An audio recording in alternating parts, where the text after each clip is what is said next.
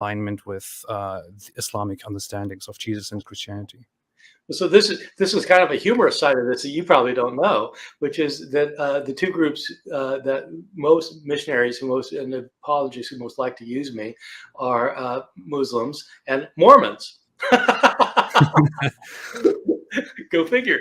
I think both groups are interested in showing that their own scriptures are important, and in the case of Muslim apologists, the idea is that the Quran doesn't have any of these problems, and therefore Islam is a superior religion. I'll tell you where I would agree with when it comes to the New Testament Gospels and the entire New Testament. We have many thousands of copies, and they do have lots and lots of differences among them. Hundreds of thousands of differences among our copies of the New Testament, but most of those differences are completely insignificant. Like, they don't matter for anything. We're counting like misspelled words and things like that. So they don't.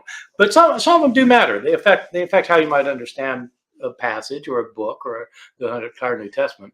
And the Quran's just not like that. Obviously, the Quran has been faithfully copied for many, many centuries. So that part is absolutely right. Followers of Jesus, that the early Christians were basically Muslims, meaning they didn't hold any of these heretical Christian ideas, and they were completely in alignment with the Islamic religion and the Islamic way of thinking, of simply regarding him as a prophet and worshiping Allah or God alone, and so on. What could you say about that?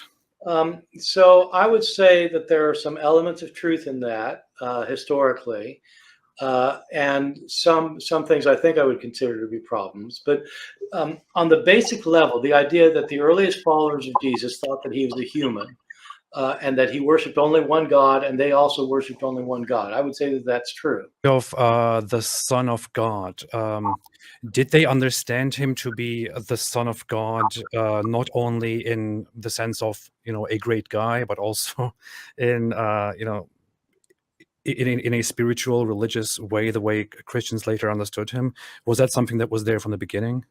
I think it was there from the beginning, but they meant something different by it. In Jewish circles, Son of God is used in the Old Testament, in the Hebrew Bible. Son of God is used for various beings. It can be used for angels, for example, but it can also be used for humans. The king of Israel was known as the Son of God. And the logic of it was that God has a kind of a representative on earth through whom he channels his will. And this person could be a human, but it was the one who's in a particularly close relationship with God, through whom God mediated his will. And so Jesus would have been seen as the Son of God in that sense. And he might have even talked about himself as the Son of God in that sense. Later, that came to mean that in some sense he himself was divine, that he was God. And that's the meaning that carried on later. But early on, I don't think they meant it that way.